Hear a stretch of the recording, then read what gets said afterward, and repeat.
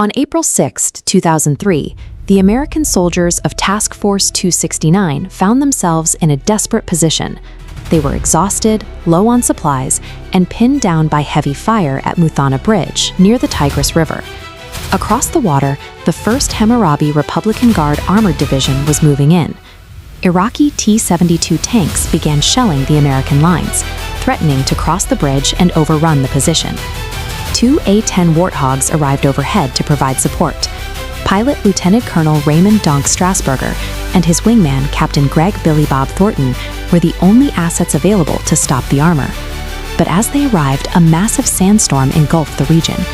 From the pilot's perspective, the city, the river, and the targets vanished beneath a thick brown layer of dust. Standard close air support protocol requires pilots to have a clear line of sight. Without absolute visual confirmation of the target and the nearby friendly troops, dropping high explosives carries a massive risk of accidental friendly fire. This left the pilots with a difficult choice: abandon the troops on the ground, or find a way to strike an enemy they could no longer see using technology that was quickly reaching its limits. Donk banked his aircraft and dove into the storm, planning to mark the target area with smoke rockets. This would allow the ground controller, Coke, to verify his position before the actual attack run. As he leveled out low over the city, under heavy anti-aircraft fire, Donk pulled the trigger, but the smoke rockets jammed. He was flying too fast and too low to try again. Donk immediately improvised. He hit his flare release button, dumping a line of defensive flares across the riverbank to serve as a high-visibility marker through the haze.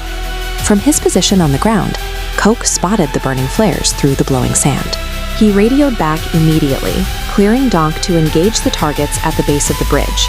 Donk rolled back in and spotted an Iraqi BMP armored vehicle charging for the bridge. He opened fire with the Warthog's 30mm rotary cannon, shredding the vehicle as he roared past.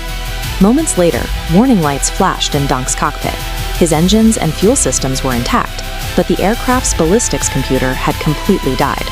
A ballistics computer calculates wind, speed, and bullet drop to show a pilot exactly where their rounds will land. Without it, the pilot is left with only a static, non-compensated crosshair on their display. Donk chose to stay in the fight. He used the static crosshair and his own spatial awareness to estimate the lead on his targets, manually delivering bursts of fire into the Iraqi positions despite the lack of computer assistance. As the battle continued, a third problem emerged. Both A-10s were burning through fuel at a rate that brought them dangerously close to bingo fuel. This is the pre-calculated minimum amount of fuel required to reach a safe landing strip.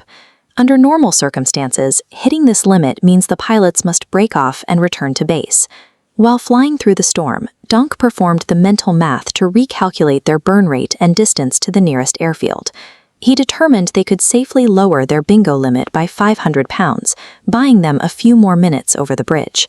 This extra time allowed Billy Bob to make a final series of passes. He targeted the remaining T-72 tanks and Iraqi supply trucks that were providing the momentum for the assault. During this run, an Iraqi soldier fired a shoulder-launched missile. It streaked through the haze and passed within a foot of Billy Bob's wing, but the pilot banked hard and continued his attack. These final, mathematically bought strikes were enough. A loss of their tanks and trucks forced the Iraqi infantry to pull back from the riverbank, ending the assault on Task Force 269. After 40 minutes of low-altitude combat in the storm, the 2 A-10s returned to base. Task Force 269 held their position, suffering no losses to their armored vehicles. The Iraqi armor across the river was completely decimated. Despite the zero visibility conditions, the pilots successfully identified and destroyed the heavy equipment necessary to sustain the attack. For their heroic actions, Donk and Billy Bob were awarded Silver Stars, and the ground controller, Coke, received the Bronze Star for his role in coordinating the defense.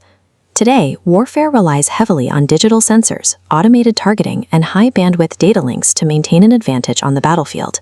The success of this mission rested on the pilots' ability to fight after their equipment failed. By relying on manual calculations and years of training, Donk and Billy Bob turned a systems breakdown into a victory for the American troops on the ground.